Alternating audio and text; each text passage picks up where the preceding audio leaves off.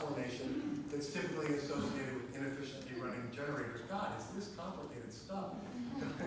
I'm running through it, but it was really amazing to learn, and it gave us great insights about how important it was to go with a workplace charging program, so we could just start building a culture of vehicles being there and ready at the workplace for our possible deployment as resources in the future. Okay, sorry. You were going to ask something?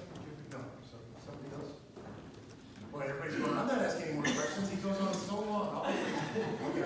So in relation to energy efficiency when it comes to renters and multi-family? Tough one. Yeah.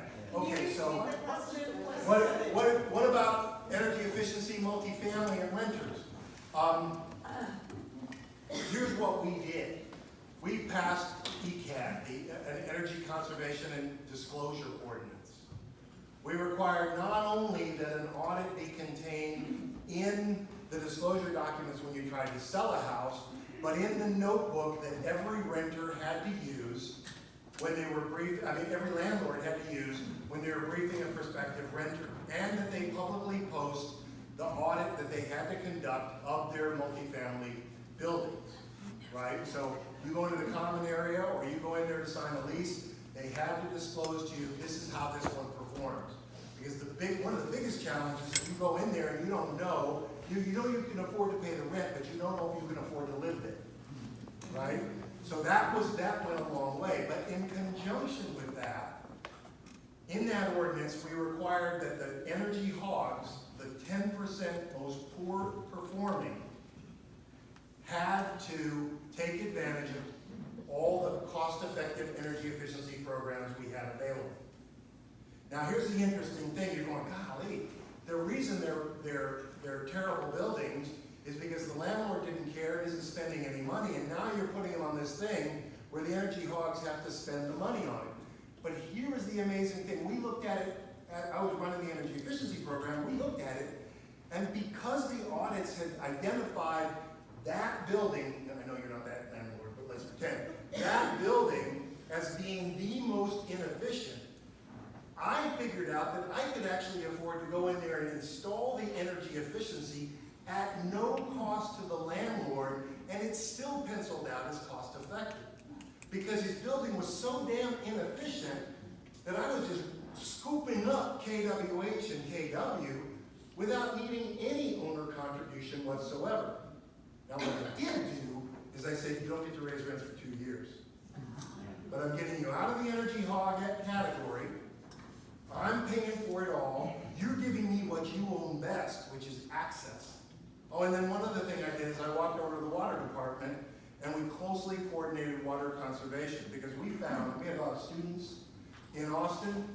We found that in those small studio apartments with electric water heaters, one shower head, low flow shower head, and 2 faucet aerators could save 6% of electricity use just because of the reduction of hot water use. Again, access by the landlord made it easy for us to deliver and install those things. So we send out electric guys with water kits, water guys with electric kits, and we do the bigger building stuff through contractors. Again, no owner contribution required because those megawatts were pure gold and they didn't need any additional contribution. And here's the best thing about the bottom 10%. It's like the opposite of Lake Wobegon. There's always a bottom 10%. So that's the answer to, at least that's one answer, right? I mean, you're gonna have to do some other things. Other things we did, like when we took on a federal weatherization program. We're the only utility in the country, I think, that ever ran the federal weatherization program during the stimulus stuff. And we did that just so we could study cost effectiveness and delivery of those services. There's some tricks you can play with with the accounting and what you put on, what costs you put on what programs and how you deliver it. They can also help you reduce those marginal costs. So I'll leave it at that for now. You, sir, and then you, sir. I would love to get your perspective on net metering pricing. Before you answer that, you realize that your 300,000 accounts probably represents all the municipals in Massachusetts. Not a joke. Yeah. And I think we probably have 10 different points of view as to what that right price should be. So I would love to hear yours. Yeah, okay, so the simple version is, do you guys still use cost of service rate making in Massachusetts? Yes. Yeah, I was kidding, I know you. I was in the Eversource rate case in the grid mod proceeding as a witness, on behalf of Cape Light. The theory of cost of service rate making is that the charge you are charging to the customer is based on the accumulation of your costs, right? You take the cost of generation, whatever, when you buy that, the cost of transmission, the cost of distribution, the cost of the trucks, the cost of the general manager's office, the cost of the, whatever it is. You take all those costs, you accumulate them and divide them, and that cost that you charge the customer is supposed to be cost-based, right? Now, the system of electricity pricing under the cost-based system is that customers pay a cost-based rate. Now, by the way, the cost also includes if you're using a DCF method or something, to mark it up, the equivalent of the rate of return, some kind of rate of return calculation, or whatever it is to mark that up. But that's a cost too. That's the cost of running the business, having the cash, financing your activities, all those things. So, but the theory of electric service in America, where we have cost-based regulation, which is most of the places, rate making, which is most of the places in America still today, is that also you only pay for what you use. That's why that cost is embedded in a tariff. A tariff is a contract which is enforceable merely by the acceptance of a qualified customer, right? That's sounded like legal mumbo jumbo, but it's kind of important, right? If I wanted to buy your pad, nice pad, I think it's good. I have a slightly bigger pad, of course, because I'm in Texas. But if I wanted to buy your pad, we would negotiate on the price and come up with, what's it worth to her to sell me her pad, right? But when it comes to utilities, we don't have that negotiation because it turns out in the utility business, she owns all the pads. And there's no way I'd actually ever get a fair price by trying to negotiate with her when she controls all the pads. So what we say is that you have to do a cost-based rate and that you have to offer that thing up and that customers only pay for what they use. So, if I as a customer turn off a light, if I as a customer charge my iPhone with a solar panel instead of with the wall socket, if I as a customer put a solar panel on my roof, all of these things, up until the point of export, that's another conversation, but it turns out not much of one. All of those things are just simply not using them. I'm not obligated to buy. I'm not obligated to pay if I don't buy. I only pay if I do buy. That's how tariff rates work. So what should happen to a customer's bill if they don't buy 1 kWh? They should avoid the cost the utility faces to deliver 1 kWh. Not the cost of generation, not the cost of generation plus line losses, the full cost that they would avoid by not having to deliver that kWh. So that's the theory of net metering. That's the concept on which it was based. The concept when Congress debated it in 1990, whatever it was, 2002, when they embedded it in PURPA, the concept that's always been around is that customers should have the freedom to manage their consumption and their load, and that when they're generating electricity for their consumption, they're entitled to just simply not pay for that. And the constraint they put on it was within the billing cycle. So, and the billing cycle is 30 days. That's what creates the net in net metering. By the way, for the exports, it's actually easy. The system bears no burden in the overwhelming majority of cases when a customer exports electricity. And remember that kWh goes out backwards through your meter, goes to the nearest load, passes through their meter, and earns full retail for the customer for having done so. So unless that generation actually causes, like in a network configuration, actually causes an electrical problem, even the excess electricity is earning full retail for that utility already. So, what does that mean? a kilowatt hour of carbon-free electricity that in the summertime is highly coincident and being made available to the grid or offsetting consumption at merely the retail rate and not even the peak driven rate is only getting compensated at retail. When I was doing this as a utility guy, I realized that the more of that happened, the better off I was. Because I was paying 10 cents to my customers, that was our retail rate, for electricity that was typically worth 14, 17 cents. I wanted more of it all day long. I wanted them to overbuild and export it to me so I didn't have to buy it from ERCOT, our equivalent of the ISO. I wanted it because that generation reduced the Austin energy system load during the hottest parts of the day and saved millions of dollars on our annual operations because it reduced our peak load.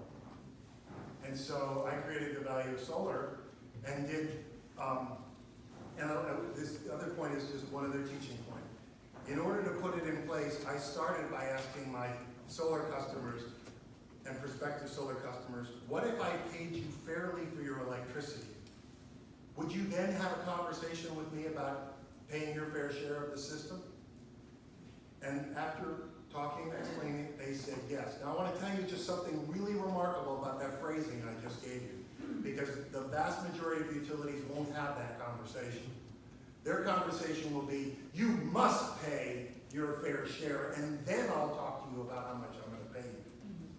The way I got the value of solar rate through as just a utility guy trying to get his tariff was to say, if I pay you fairly, can we have a conversation about you helping me keep the grid up?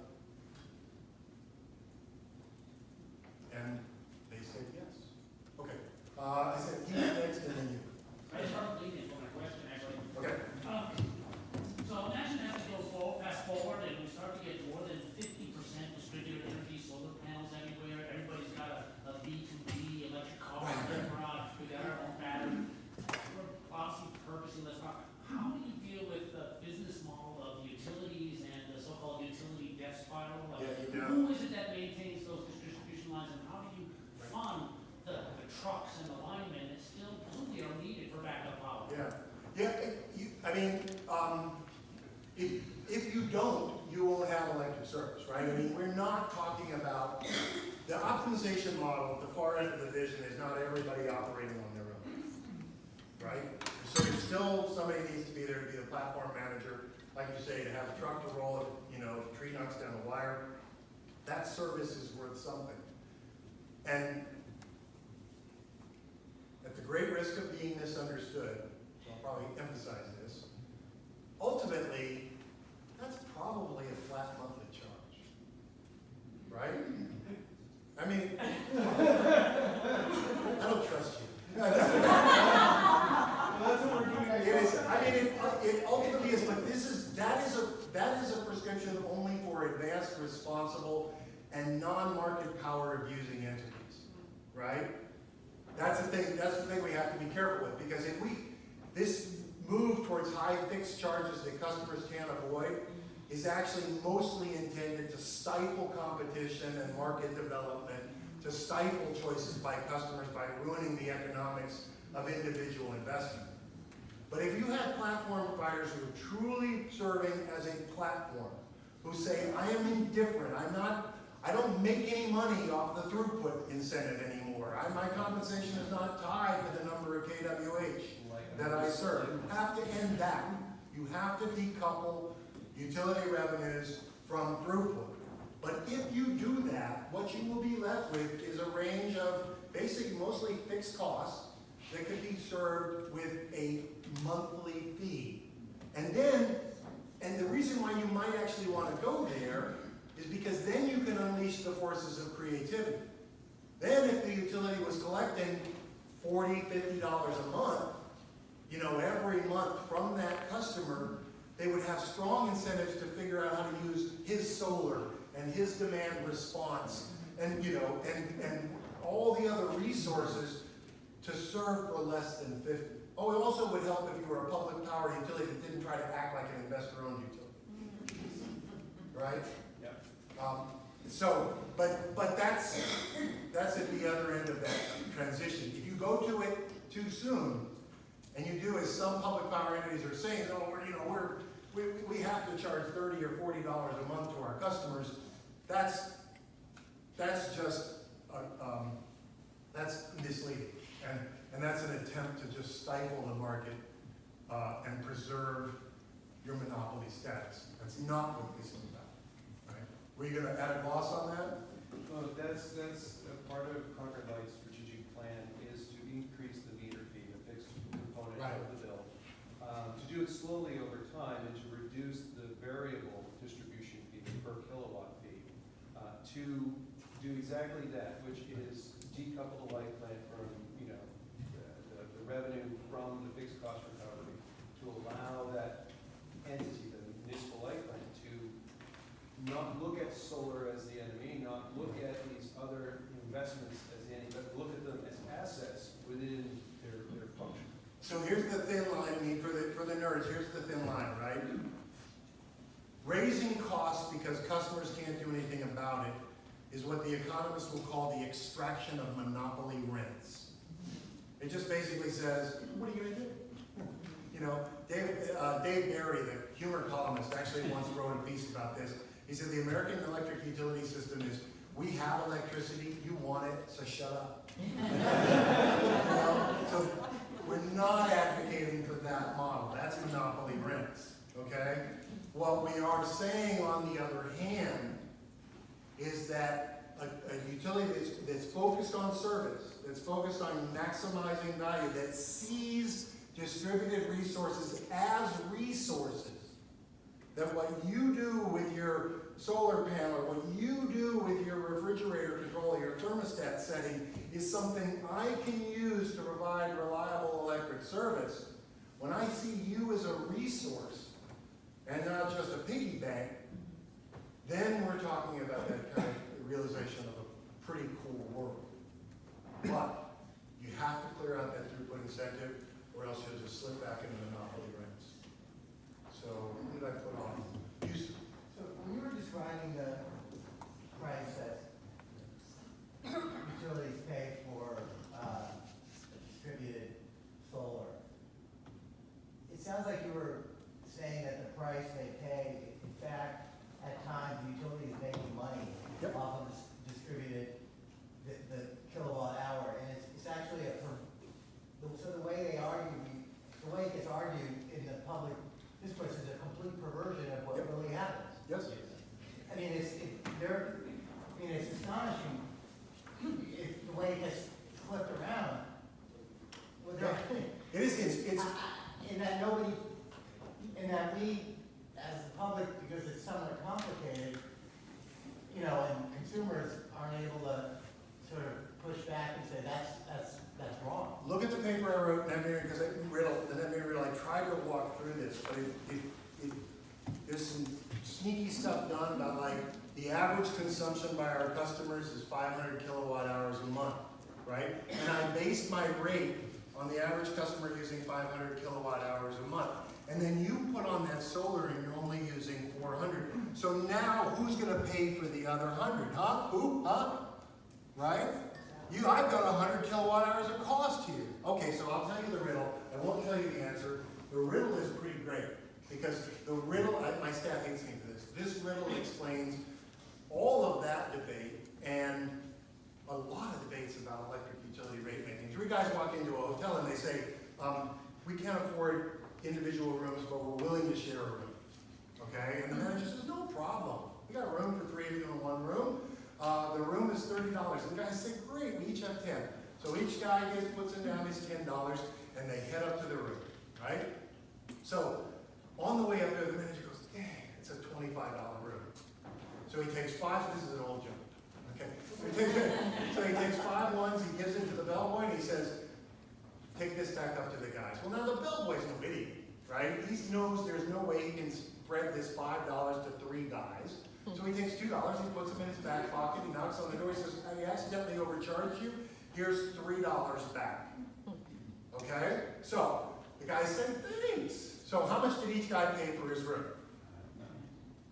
$9, right? $10 minus 1 is $9. Okay, so 3 times 9 is 27. $2 in his back pocket is 29. Where's the other dollar? Okay, so that's the riddle. And now you're all like, God, I'm not going to listen to anything else. All right.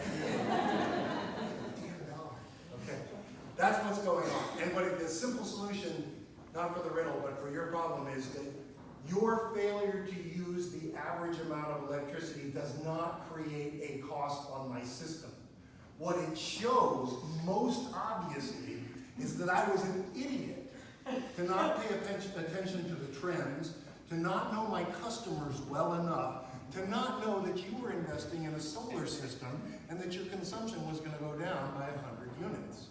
I should have planned for it before. But now I will be honest.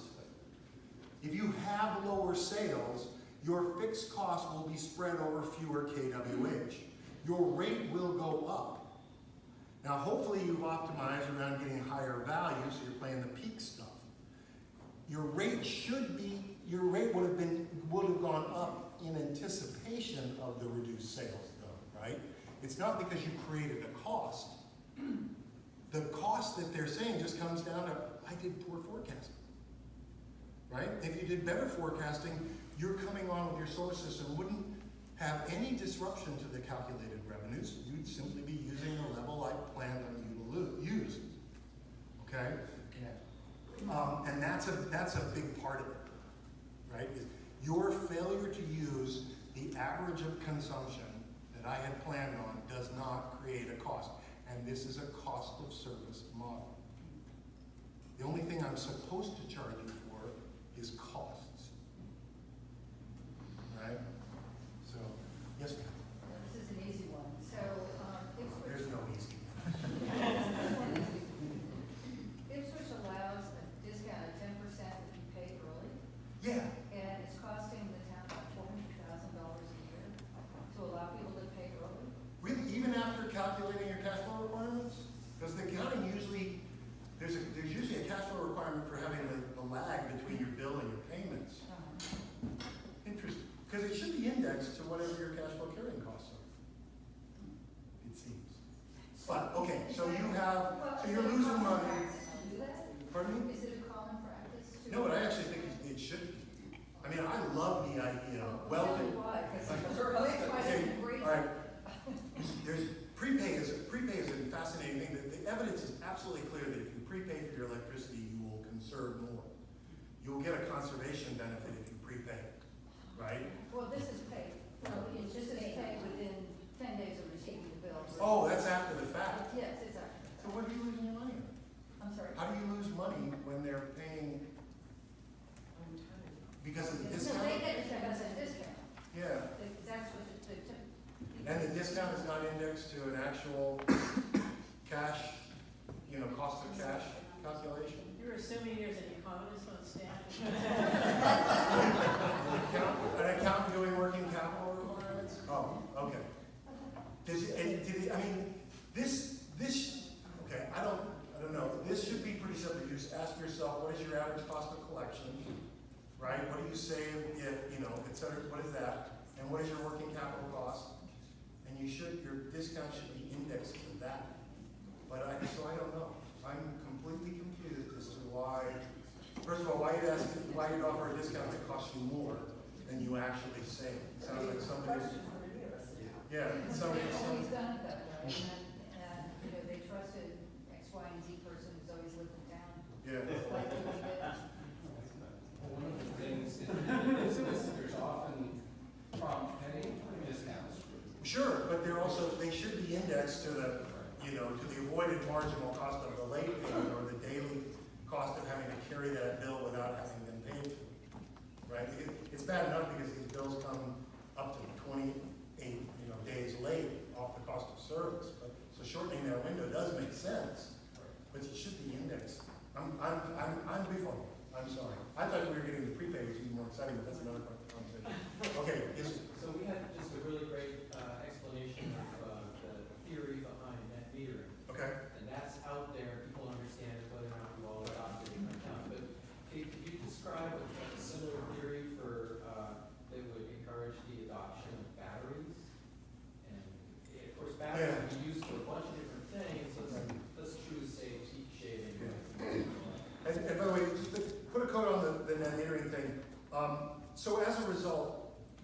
compensating at full retail for solar production is what we call rough justice. It's actually a little bit low because it doesn't count the carbon and peak value that comes with the electricity, it just gives you the average. So that's why I'm comfortable with going on with them, either you're not going to full value.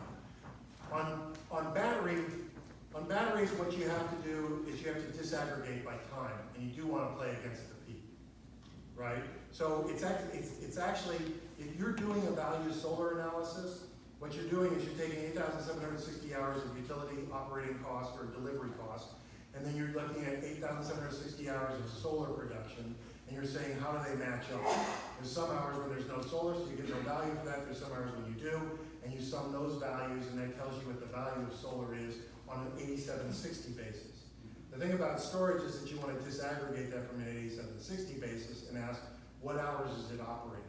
That adds a complication because with solar, once you put it up there, it kind of operates when it wants to, well, God wants it to, right? It's out of your control.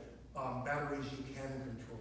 So it adds a compliance measure in there, which is, if you guarantee me you're going to be on 4 hours every day from noon to 4 p.m., then I better be able to log it, at least log it, AMR, you don't actually need AMI, but I need to be able to at least log it and reconcile it against actual performance, right? So that then I can match it to my, so I've disaggregated those 8,760 hours into maybe my 400, 800 hours of interest or something like that. And I have to actually map your actual performance, which you control, against those hourly values.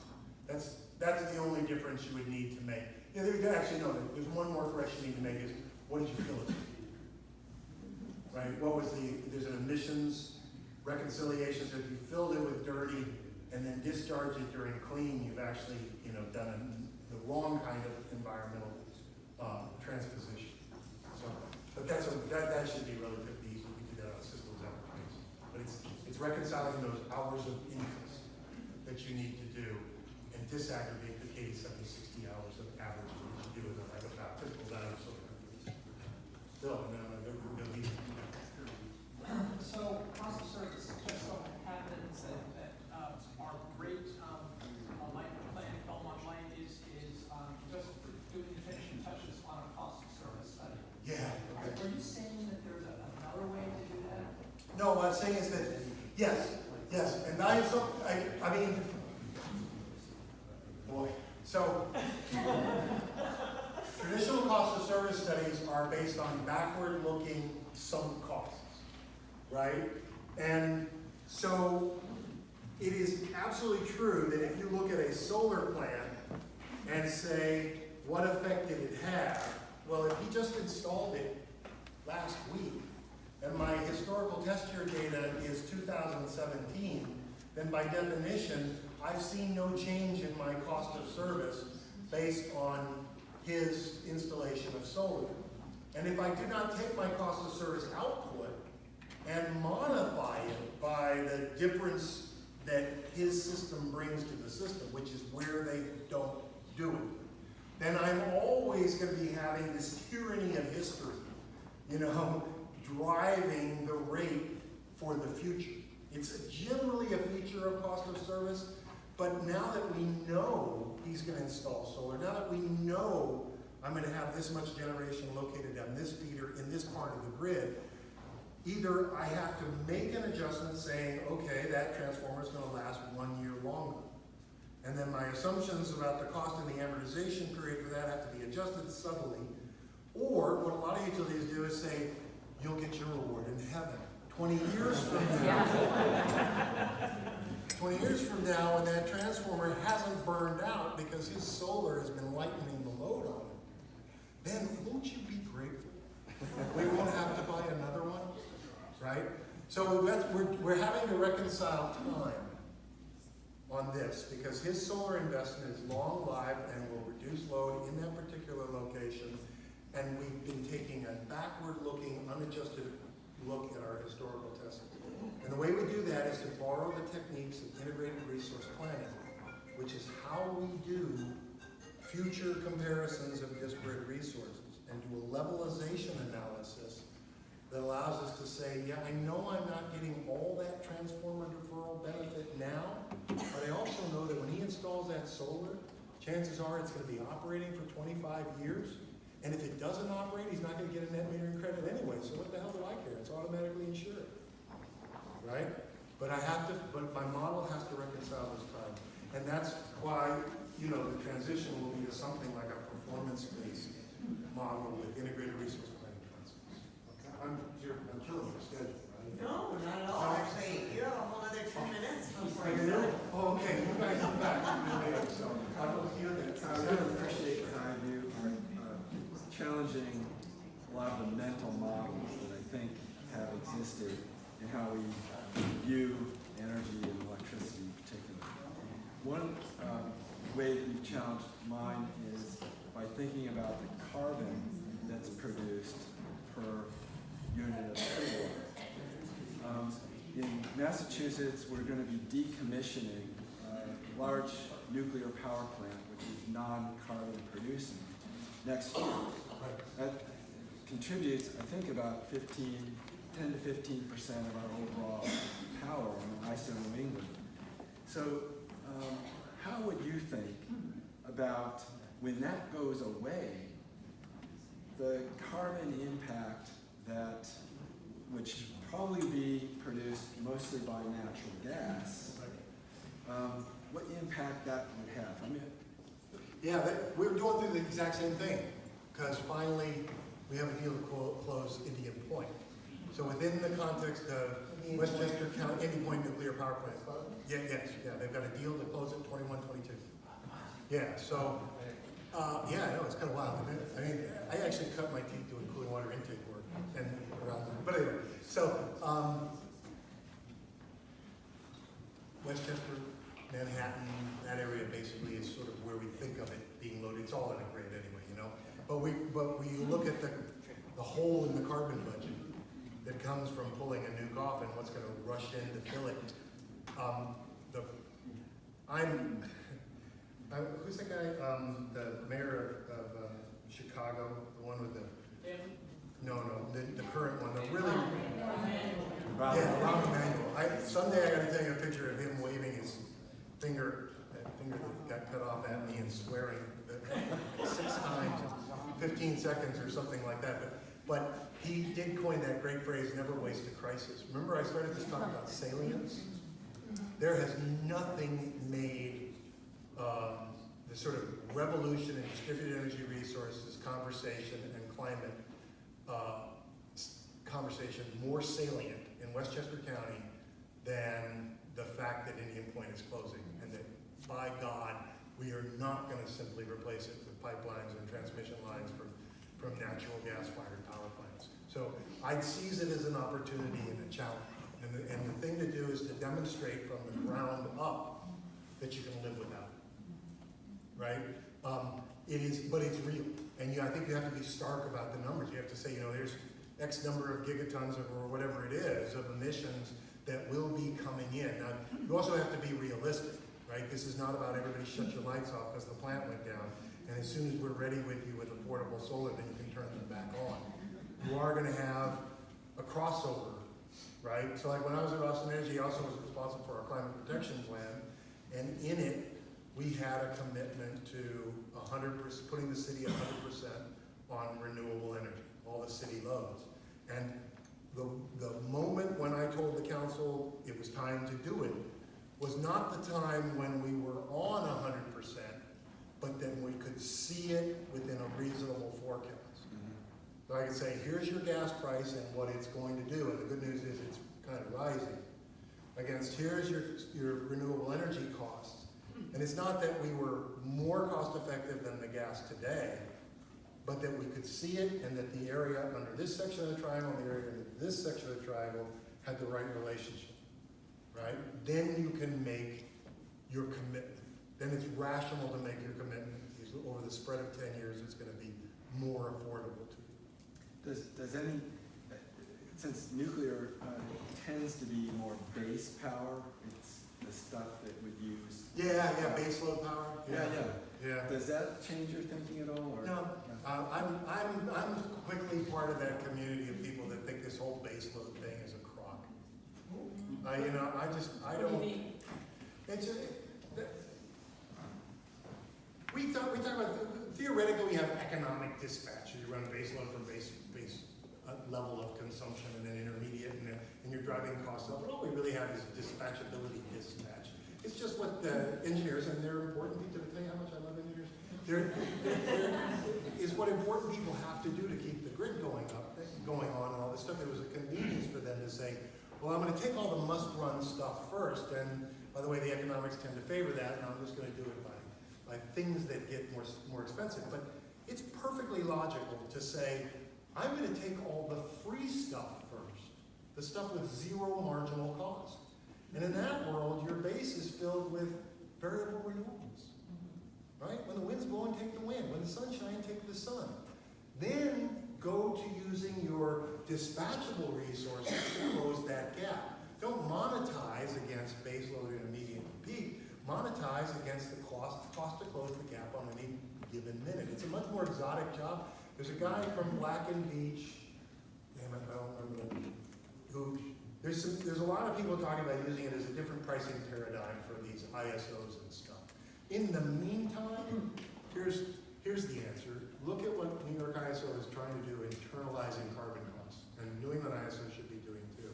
If you can internalize carbon costs into the wholesale market, you can make it behave in the same way, and that way the old style market won't rush to fill with gas just because it meets some theoretical economic dispatch.